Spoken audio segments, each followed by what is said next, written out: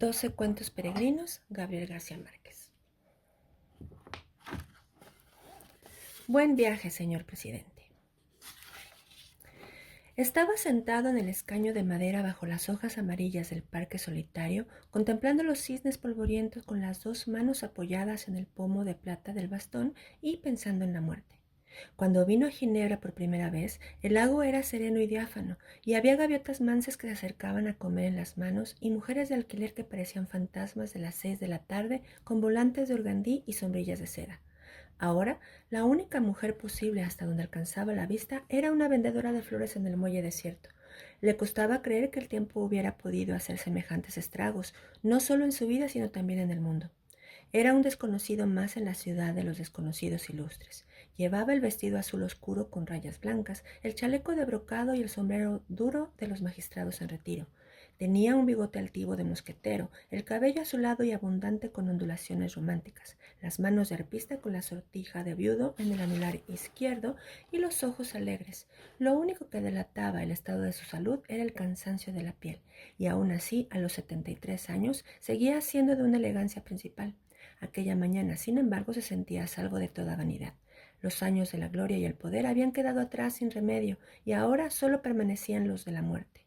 Había vuelo a Ginebra después de 2 guerras mundiales, en busca de una respuesta terminante para un dolor que los médicos de la Martinica no lograron identificar. Había previsto no más de 15 días, pero iban ya 6 semanas de exámenes agotadores y resultados inciertos, y todavía no se vislumbraba el final. Buscaban el dolor en el hígado, en el riñón, en el páncreas, en la próstata, donde menos estaba.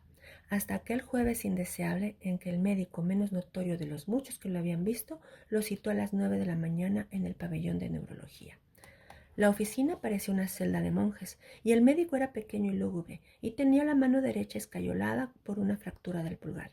Cuando apagó la luz, apareció en la pantalla la radiografía iluminada de una espina dorsal que él no reconoció como suya hasta que el médico señaló con un puntero debajo de la cintura la unión de 2 vértebras. Para él no era tan fácil, su dolor era improbable y escurridizo, y a veces parecía estar en el costillar derecho y a veces en el bajo vientre, y a menudo lo sorprendía con una punzada instantánea en la ingle. El médico lo escuchó en suspenso y con el puntero inmóvil en la pantalla. Pero eso nos despistó durante tanto tiempo, dijo. Pero ahora sabemos que está aquí. Luego se puso el índice en la sien y precisó. Aunque en estricto rigor, señor presidente, todo dolor está aquí. Su estilo clínico era tan dramático que la sentencia final pareció benévola. El presidente tenía que someterse a una operación arriesgada e inevitable. Este le preguntó cuál era el margen de riesgo y el viejo doctor lo envolvió en una luz de incertidumbre. No podríamos decirlo con certeza, le dijo. Hasta hacía poco, precisó, los riesgos de accidentes fatales eran grandes, y más aún los de distintas parálisis de diversos grados. Pero con los avances médicos de las 2 guerras, esos temores eran cosas del pasado. Váyase tranquilo, concluyó. Prepare bien sus cosas y avísenos. Pero eso sí, no olvide que cuanto antes será mejor. No era una buena mañana para digerir esa mala noticia, y menos en la intemperie. Había salido muy temprano del hotel, sin abrigo porque vio un sol radiante por la ventana, y se había ido con sus pasos contados desde el Chemin de Beau Soleil, donde estaba el hospital, hasta el refugio de enamorados furtivos del parque inglés. Llevaba allí más de 1 hora siempre pensando en la muerte, cuando empezó el otoño. El lago se encrespó como un océano embravecido, y un viento de desorden espantó las gaviotas y arrasó con las últimas hojas. El presidente se levantó y, en vez de comprársela a la florista, arrancó una margarita de los canteros públicos y se la puso en el ojal de la solapa. La florista lo sorprendió. «Esas flores no son de Dios, señor», le dijo disgustada, «son del ayuntamiento». Él no le puso atención. Se alejó con trancos ligeros, empuñando el bastón por el centro de la caña y a veces haciéndolo girar con un donaire un tanto libertino.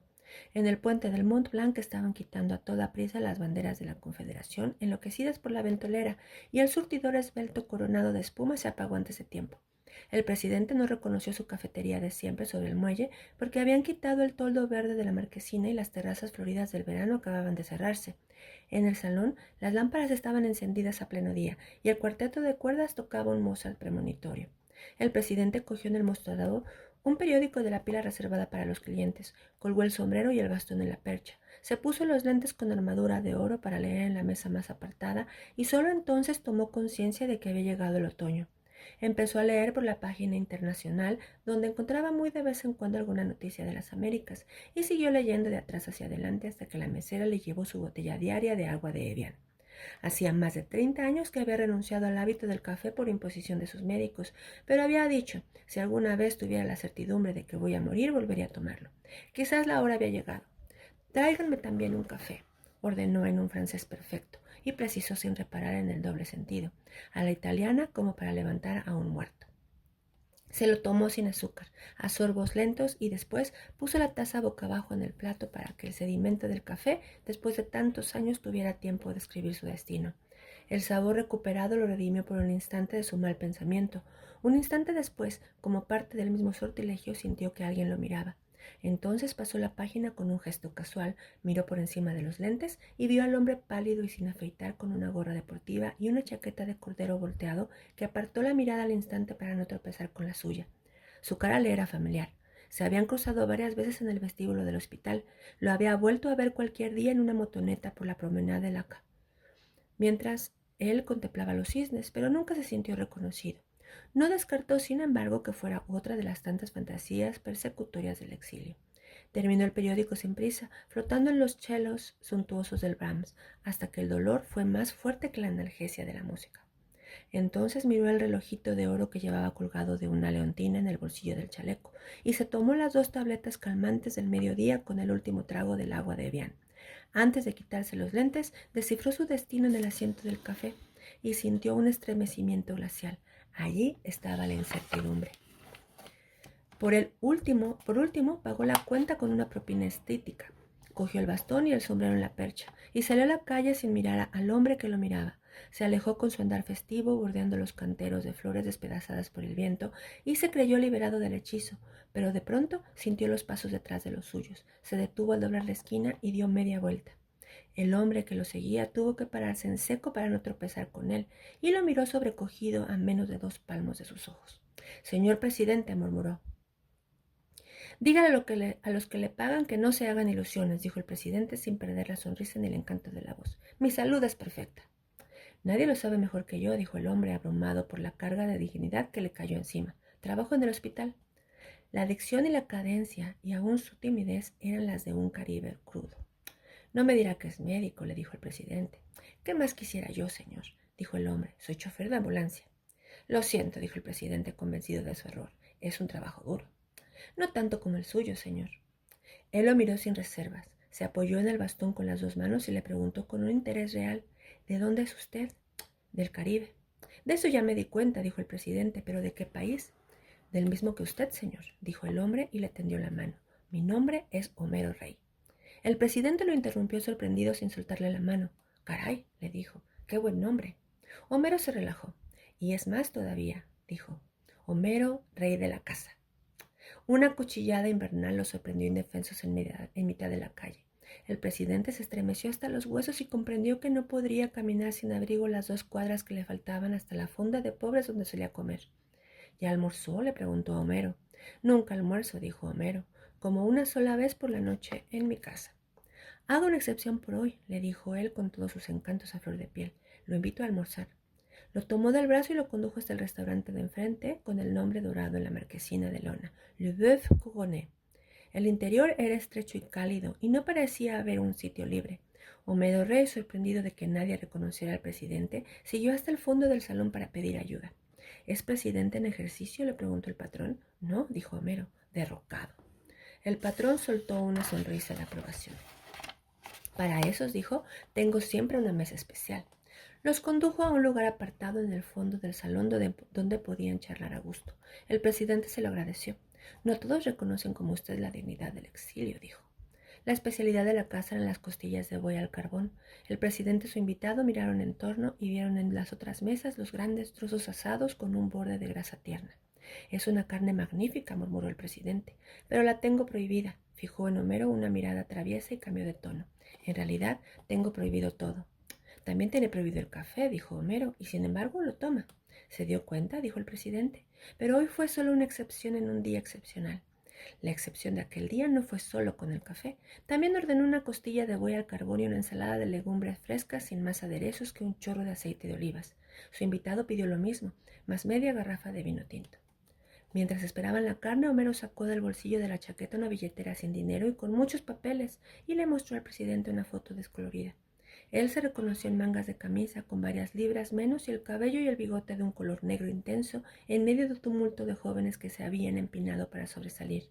De una sola mirada reconoció el lugar, reconoció los emblemas de una campaña electoral aborrecible, reconoció la fecha ingrata. ¡Qué barbaridad!, murmuró. Siempre he dicho que uno envejece más rápido en los retratos que en la vida real, y devolvió la foto con el gesto de un acto final. Lo recuerdo muy bien, dijo. Fue hace miles de años en la gallera de San Cristóbal de las Casas.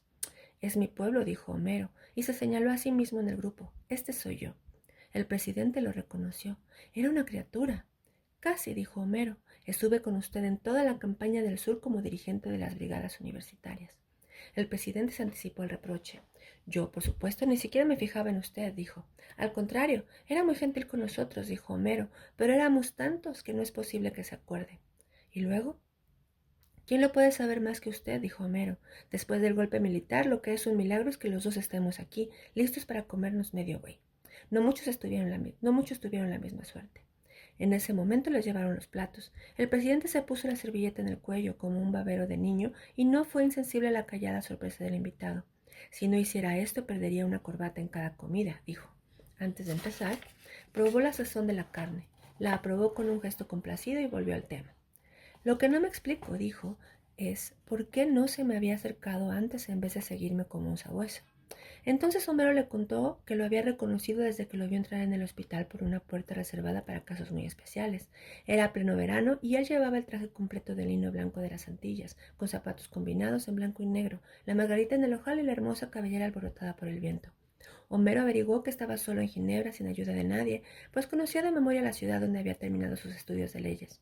La dirección del hospital, a solicitud suya, tomó las determinaciones internas para asegurar el incógnito absoluto. Esa misma noche, Homero se concertó con su mujer para hacer contacto con él. Sin embargo, lo había seguido durante 5 semanas buscando una ocasión propicia, y quizás no habría sido capaz de saludarlo si él no lo hubiera enfrentado. Me alegro que lo haya hecho, dijo el presidente, aunque la verdad es que no me molesta para nada estar solo. No es justo. ¿Por qué?, preguntó el presidente con sinceridad. La mayor victoria de mi vida ha sido lograr que me olviden. Nos acordamos de usted más de lo que usted se imagina, dijo Homero sin disimular su emoción. Es una alegría verlo así, sano y joven. Sin embargo, dijo él sin dramatismo, todo indica que moriré muy pronto. Sus probabilidades de salir bien son muy altas, dijo Homero. El presidente dio un salto de sorpresa, pero no perdió la gracia. ¡Ah, caray!, exclamó. ¿Es que en la bella Suiza se abolió el sigilo médico?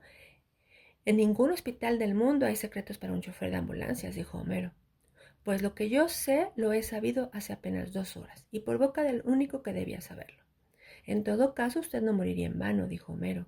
Alguien lo pondrá en el lugar que le corresponde como un gran ejemplo de dignidad. En todo caso, usted no moriría. El presidente fingió un asombro cómico. Gracias por prevenirme, dijo. Comía como hacía todo, despacio y con una gran pulcritud. Mientras tanto miraba a Homero directo a los ojos, de modo que éste tenía la impresión de ver lo que él pensaba. Al cabo de una larga conversación de evocaciones nostálgicas, hizo una sonrisa maligna. Había decidido no preocuparme por mi cadáver, dijo, pero ahora veo que debo tomar ciertas precauciones de novela policíaca para que nadie lo encuentre. Será inútil, bromeó Homero a su vez. En el hospital no hay misterios que duren más de 1 hora. Cuando terminaron con el café, el presidente leyó el fondo de su taza y volvió a estremecerse. El mensaje era el mismo. Sin embargo, su expresión no se alteró. Pagó la cuenta en efectivo, pero antes verificó la suma varias veces, contó varias veces el dinero con un cuidado excesivo y dejó una propina que solo mereció un gruñido del mesero. Ha sido un placer, concluyó al despedirse de Homero. No tengo fecha para la operación y ni siquiera he decidido si voy a someterme o no, pero si todo sale bien volveremos a vernos. ¿Y por qué no antes?, dijo Homero. Lanzar a mi mujer es cocinera de ricos. Nadie prepara el arroz con camarones mejor que ella, y nos gustaría tenerlo en casa una noche de estas. Tengo prohibidos los mariscos, pero los comeré con mucho gusto, dijo él. Dígame cuándo. El jueves es mi día libre, dijo Homero. Perfecto, dijo el presidente. El jueves a las 7 de la noche estoy en su casa. Será un placer. Yo pasaré a recogerlo, dijo Homero. Hotelería Dams, 14 Rue de la Industrie. Detrás de la estación, ¿es correcto? Correcto, dijo el presidente y se levantó más encantador que nunca. Por lo visto, sabe hasta el número que calzo.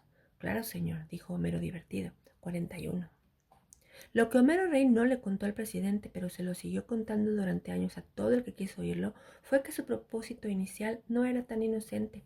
Como otros choferes de ambulancia, tenía arreglos con empresas funerarias y compañías de seguros para vender servicios dentro del mismo hospital, sobre todo a pacientes extranjeros de escasos recursos. Eran ganancias mínimas y además había que repartirlas con otros empleados que se pasaban de mano en mano los informes secretos sobre los enfermos graves. Pero era un buen consuelo para un desterrado sin porvenir que subsistía a duras penas con su mujer y sus 2 hijos con un sueldo ridículo.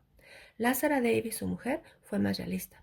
Era una mulata fina de San Juan de Puerto Rico, menuda y maciza, del color del caramelo en reposo y con unos ojos de perra brava que le iban muy bien a su modo de ser. Se habían conocido en los servicios de caridad del hospital, donde ella trabajaba como ayudante de todo después que un rentista de su país, que la había llevado como niñera, la dejó al garete en Ginebra. Se habían casado por el rito católico, aunque ella era princesa yoruba, y vivían en una sala y 2 dormitorios en el 8º piso sin ascensor de un edificio de emigrantes africanos. Tenían una niña de 9 años, Bárbara, y un niño de 7, Lázaro, con algunos índices menores de retraso mental. Lázara Davis era inteligente y de mal carácter, pero de entrañas tiernas. Se consideraba a sí misma como un Tauro pura y tenía una fe ciega en sus augurios astrales. Sin embargo, nunca pudo cumplir el sueño de ganarse la vida como astróloga de millonarios. En cambio, aportaba a la casa recursos ocasionales y a veces importantes, preparando cenas para señoras ricas que se lucían con sus invitados, haciéndoles creer que eran ellas las que cocinaban los excitantes platos antillanos. Homero, por su parte, era tímido de solemnidad y no daba para más de lo poco que hacía, pero Lázara no concebía la vida sin él por la inocencia de su corazón y el calibre de su alma. Les habría ido bien, pero los años venían cada vez más duros y los niños crecían. Por los tiempos en que llegó el presidente habían empezado a picotear sus ahorros de 5 años, de modo que cuando Homero Rey lo descubrió entre los enfermos incógnitos del hospital, se les fue la mano en las ilusiones. No sabían a ciencia cierta qué le iban a pedir ni con qué derecho. En el primer momento habían pensado venderle el funeral completo, incluidos el embalsamiento y la repatriación, pero poco a poco se fueron dando cuenta de que la muerte no parecía tan inminente como al principio. El día del almuerzo estaban ya aturdidos por las dudas. La verdad es que Homero no había sido dirigente de brigadas universitarias ni nada parecido, y la única vez que participó en la campaña electoral fue cuando tomaron la foto que había logrado encontrar por milagro traspapelada en el ropero. Pero su fervor era cierto. Era cierto también que había tenido que huir del país por su participación en la resistencia callejera contra el golpe militar, aunque la única razón para seguir viviendo en Ginebra después de tantos años era su pobreza de espíritu. Así que una mentira de más o de menos no debía ser un obstáculo para ganarse el favor del presidente. La primera sorpresa de ambos fue que el desterrado ilustre viviera en un hotel de 4ª categoría en el barrio triste de la Grotte, entre emigrantes asiáticos y mariposas de la noche, y que comiera solo en fondas de pobres, cuando Ginebra estaba llena de residencias dignas para políticos en desgracia. Homero lo había visto repetir día tras día los actos de aquel día, lo había acompañado de vista y a veces a una distancia menos que prudente en sus paseos nocturnos por entre los muros lúgubres y los colgajos de capanulas amarillas de la ciudad vieja. Lo había visto absorto durante horas frente a la estatua de Calvino. Había subido tras él paso a paso la escalinata de piedra, sofocado por el perfume ardiente de los jazmines, para contemplar los lentos atardeceres del verano desde la cima del Burg Le Fur. Una noche lo vio bajo la primera llovizna, sin abrigo ni paraguas, haciendo la cola con los estudiantes para un concierto de Rubinstein. No sé cómo no le ha dado pulmonía, le dijo después a su mujer. El sábado anterior, cuando el tiempo empezó a cambiar, lo había visto comprando un abrigo de otoño con un cuello de bisones falsos, pero no en las tiendas luminosas de la Rue de Rouen, donde compraban los emires fugitivos, sino en el mercado de las pulgas. Entonces, no hay nada que hacer, exclamó Lázara cuando Homero se lo contó. Es un avaro de mierda capaz de hacerse enterrar por la beneficencia y la fosa común. Nunca le sacaremos nada. A lo mejor es pobre de verdad, dijo Homero, después de tantos años sin empleo. Ay, negro, una cosa es ser Piscis con ascendente Piscis y otra cosa es ser pendejo, dijo Lázara. Todo el mundo sabe que se alzó con el oro del gobierno y que es el exiliado más rico de la Martinica. Homero, que era 10 años mayor, había crecido impresionado con la noticia de que el presidente estudió en Ginebra, trabajando como obrero de la construcción. En cambio, Lázara se había criado entre los escándalos de la prensa enemiga, magnificados en una casa de enemigos donde fuera niñera desde niña. Así que la noche en que Homero llegó ahogándose de júbilo porque había almorzado con el presidente, a ella no le valió el argumento de que lo había invitado a un restaurante caro. Le molestó que Homero no le hubiera pedido nada de lo mucho que habían soñado, desde becas para los niños hasta un empleo mejor en el hospital.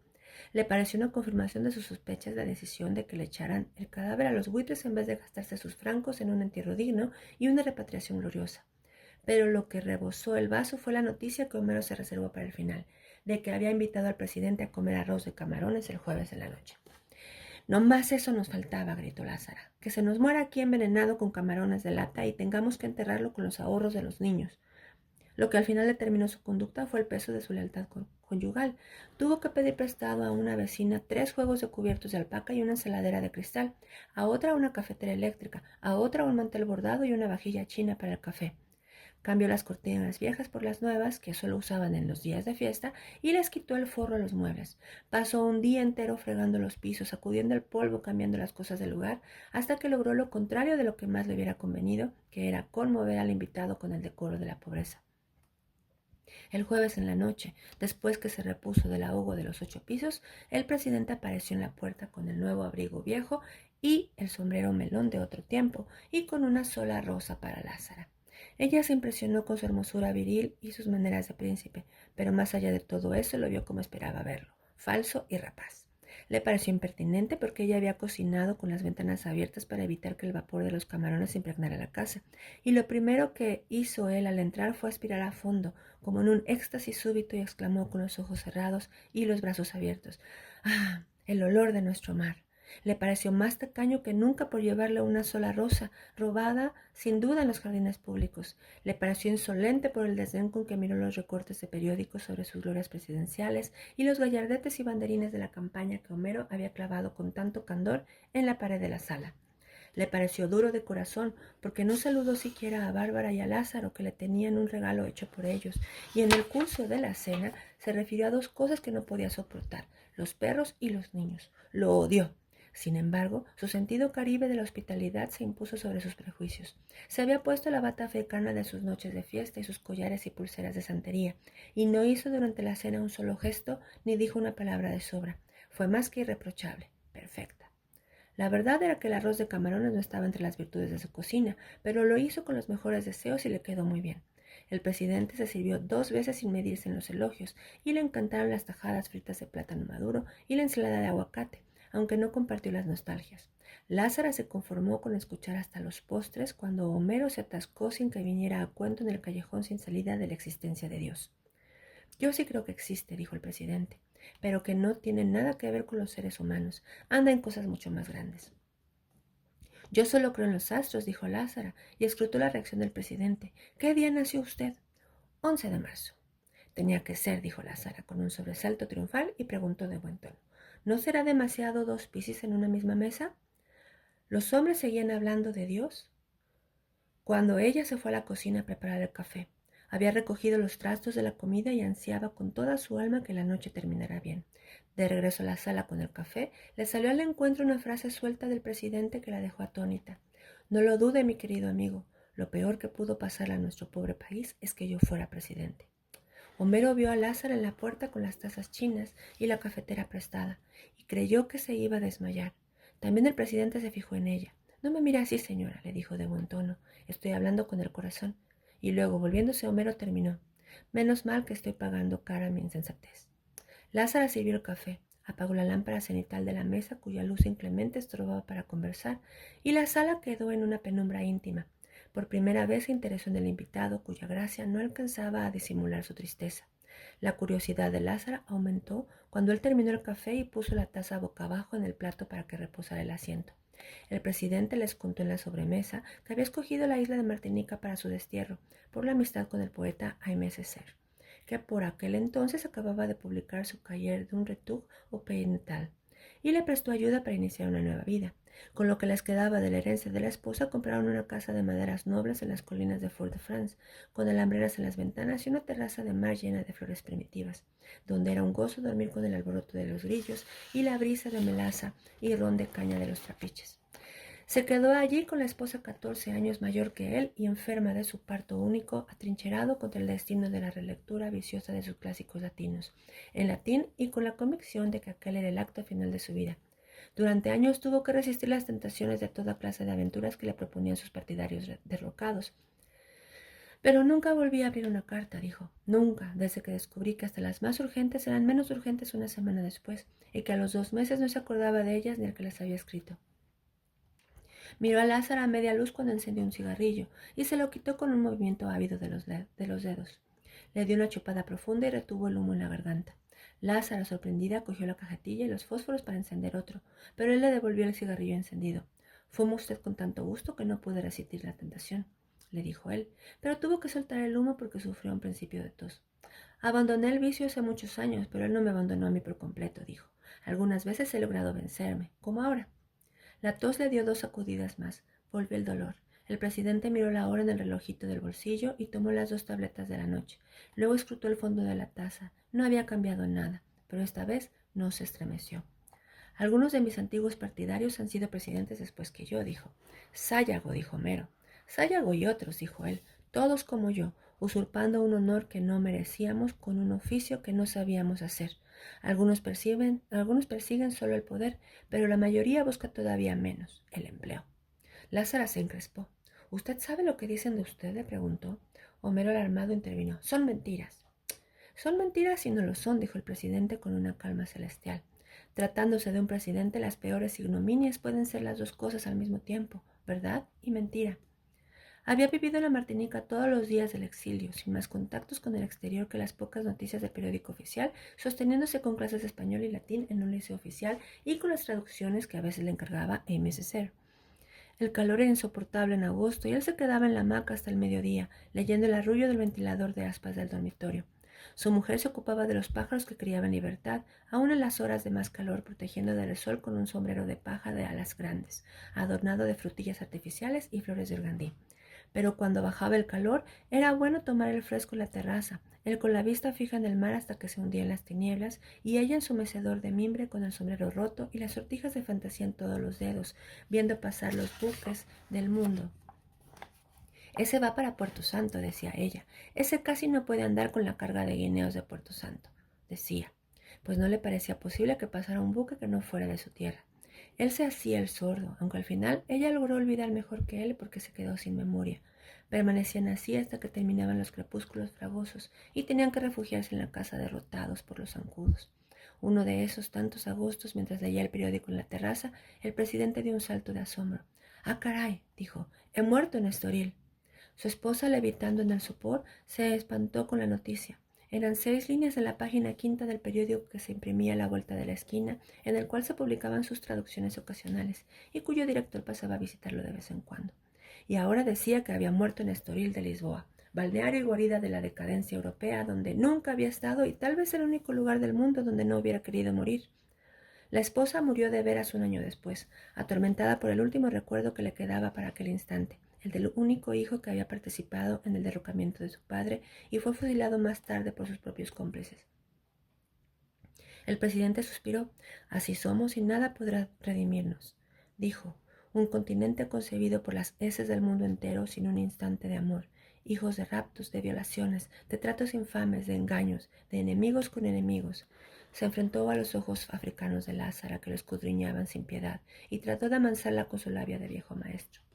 La palabra mestizaje significa mezclar las lágrimas con la sangre que corre. ¿Qué puede esperarse de semejante brebaje? Lázaro lo clavó en su sitio con un silencio de muerte, pero logró sobreponerse poco antes de la medianoche y lo despidió con un beso formal. El presidente se opuso a que Homero lo acompañara al hotel, pero no pudo impedir que lo ayudara a conseguir un taxi. De regreso a casa, Homero encontró a su mujer descompuesta de furia. «Ese es el presidente mejor tumbado del mundo», dijo ella, «un tremendo hijo de puta». A pesar de los esfuerzos que hizo Homero por tranquilizarla, pasaron en vela una noche terrible. Lázaro reconocía que era uno de los hombres más bellos que había visto, con un poder de seducción devastadora y una virilidad semental.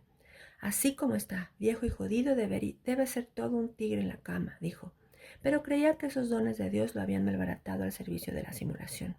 No podía soportar sus alardes de haber sido el peor presidente de su país, ni sus ínfulas de asceta, ni estaba convencida de que era dueño de la mitad de los ingenios de la Martinica, ni la hipocresía de su desdén por el poder, si era evidente que lo daría todo por volver un minuto a la presidencia para hacerles morder el polvo a sus enemigos. Y todo eso, concluyó, solo por tenernos rendidos a sus pies. «¿Qué nada puede ganar con eso?», dijo Homero. «Nada», dijo ella. Lo que pasa es que la coquetería es un vicio que no se sacia con nada. Era tanta su furia que Homero no pudo soportarla en la cama y se fue a terminar la noche envuelto con una manta en el diván de la sala. Lázara se levantó también en la madrugada, desnuda de cuerpo entero como solía dormir y estar en casa, y hablando consigo misma en un monólogo de una sola cuerda. En un momento borró de la memoria de la humanidad todo rastro de la cena indeseable, devolvió al amanecer las cosas prestadas, cambió las cortinas nuevas por las viejas y puso los muebles en su lugar hasta que la casa volvió a ser tan pobre y decente como había sido hasta la noche anterior. Por último arrancó los recortes de prensa, los retratos, los banderines y gallardetes de la campaña abominable y tiró todo en el cajón de la basura con un grito final. ¡Al carajo! Una semana después de la cena, Homero encontró al presidente esperándolo a la salida del hospital con la súplica de que lo acompañara a su hotel. Subieron los 3 pisos empinados hasta una mansarda con una sola claraboya que daba un cielo de ceniza y atravesada por una cuerda con ropa puesta a secar. Había además una cama matrimonial que ocupaba la mitad del espacio, una silla simple, un aguamanil y un bidet portátil, y un ropero de pobres con el espejo nublado. El presidente notó la impresión de Homero. «Es el mismo cubil donde viví mis años de estudiante», le dijo como excusándose. «Lo reservé desde Fort-de-France». Sacó de una bolsa de terciopelo y desplegó sobre la cama el saldo final de sus recuerdos: varias pulseras de oro con distintos adornos de piedras preciosas, un collar de perlas de 3 vueltas y otros 2 de oro y piedras preciosas, 3 cadenas de oro con medallas de santos y un par de aretes de oro con esmeraldas, otro con diamantes y otro con rubíes, 2 relicarios y un guardapelos, 11 sortijas con toda clase de monturas preciosas y una diadema de brillantes que pudo haber sido de una reina. Luego sacó de un estuche distinto 3 pares de mancornas de plata y 2 de oro, con sus correspondientes pisacorbatas y un reloj de bolsillo enchapado en oro blanco. Por último, sacó de una caja de zapatos sus 6 condecoraciones, 2 de oro, 1 de plata y el resto chatarra pura. «Es todo lo que me queda en la vida», dijo. No tenía más alternativas que venderlo todo para completar los gastos médicos y deseaba que Homero le hiciera el favor para el mayor sigilo. Sin embargo, Homero no se sintió capaz de complacerlo mientras no tuviera las facturas en regla. El presidente le explicó que eran las prendas de su esposa heredadas de una abuela colonial que a su vez había heredado un paquete de acciones en minas de oro en Colombia. El reloj, las mancuernas y los pisacorbatas eran suyos. Las condecoraciones, por supuesto, no fueron antes de nadie. «No creo que alguien tenga facturas de cosas así», dijo. Homero fue inflexible. «En ese caso», reflexionó el presidente, «no me quedará más remedio que dar la cara». Empezó a recoger las joyas con una calma calculada. «Les ruego que me perdone, mi querido Homero, pero es que no hay peor pobreza que la de un presidente pobre», le dijo. «Hasta sobrevivir parece indigno». En ese instante Homero lo vio con el corazón y le rindió sus armas. Aquella noche, Lázara regresó tarde a casa. Desde la puerta vio las joyas radiantes bajo la luz mercurial del comedor y fue como si hubiera visto un alacrán en su cama. «No seas bruto, negro», dijo asustada. «¿Por qué están aquí esas cosas?» La explicación de Homero le inquietó todavía más. Se sentó a examinar las joyas una por una con una meticulosidad de orfebre. A un cierto momento suspiró. «Debe ser una fortuna». Por último se quedó mirando a Homero sin encontrar una salida para su ofuscación. «Carajo», dijo. «¿Cómo hace uno para saber si todo lo que ese hombre dice es verdad?» «¿Y por qué no?», dijo Homero. «Acabo de ver que él mismo lava su ropa y la seca en el cuarto igual que nosotros, colgada en un alambre». «Por tacaño», dijo Lázara. «O por pobre», dijo Homero. Lázara volvió a examinar las joyas, pero ahora con menos atención porque también ella estaba vencida. Así que la mañana siguiente se vistió con lo mejor que tenía. Se aderezó con las joyas que le parecieron más caras, se puso cuantas sortijas pudo en cada dedo, hasta en el pulgar, y cuantas pulseras pudo ponerse en cada brazo y se fue a venderlas. «A ver quién le pide facturas a Lázara Davis», dijo al salir, pavoneándose de risa. Escogió la joyería exacta, con más ínfulas que prestigio, donde sabía que se vendía y se compraba sin demasiadas preguntas, y entró aterrorizada pero pisando firme. Un vendedor vestido de etiqueta, enjuto y pálido, le hizo una venia teatral al besarle la mano y se puso a sus órdenes. El interior era más claro que el día, por los espejos y las luces intensas, y la tienda entera parecía de diamante. Lázara, sin mirar apenas al empleado por temor de que se le notara la farsa, siguió hasta el fondo. El empleado le invitó a sentarse ante uno de los 3 escritorios Luis XV que servían de mostradores individuales, y luego extendió encima un pañuelo inmaculado. Luego se sentó frente a Lázara y esperó. «¿En qué puedo servirle?». Ella se quitó las sortijas, las pulseras, los collares, los aretes, todo lo que llevaba a la vista, y fue poniéndolo sobre el escritorio en un orden de ajedrez. Lo único que quería, dijo, era conocer su verdadero valor. El joyero se puso el monóculo en el ojo izquierdo y empezó a examinar las alhajas con un silencio clínico. Al cabo de un largo rato, sin interrumpir el examen, preguntó: ¿De dónde es usted? Lázara no había previsto esa pregunta. Ay, mi señor, suspiró, de muy lejos. Me lo imagino, dijo él. Volvió al silencio mientras Lázara lo escudriñaba sin misericordia con sus terribles ojos de oro. El joyero le consagró una atención especial a la diadema de diamantes y la puso aparte de las otras joyas. Lázara suspiró. Es usted un Virgo perfecto, dijo. El joyero no interrumpió el examen. ¿Cómo lo sabe? Por el modo de ser, dijo Lázara. Él no hizo ningún comentario hasta que terminó y se dirigió a ella con la misma parsimonia del principio. ¿De dónde viene todo esto? Herencia de una abuela, dijo Lázara con voz tensa. Murió el año pasado en Paramaribo a los 97 años. El joyero la miró entonces a los ojos. Lo siento mucho, le dijo, pero el único valor de estas cosas es lo que pesa el oro. Cogió la diadema con la punta de los dedos y la hizo brillar bajo la luz deslumbrante. Salvo esta, dijo. Es muy antigua, egipcia tal vez, y sería invaluable si no fuera por el mal estado de los brillantes. Pero de todos modos tiene un cierto valor histórico. En cambio, las piedras de las otras alhajas, las amatistas, las esmeraldas, los rubíes, los ópalos, todas sin excepción eran falsas. Sin duda las originales fueron buenas, dijo el joyero, mientras recogía las prendas para devolverlas. Pero de tanto pasar de una generación a otra, se han ido quedando en el camino las piedras legítimas reemplazadas por culos de botella. Lázara sintió una náusea verde, respiró hondo y dominó el pánico. El vendedor la consoló. Ocurre a menudo, señora. Ya lo sé, dijo Lázara aliviada. Por eso quiero salir de ellas.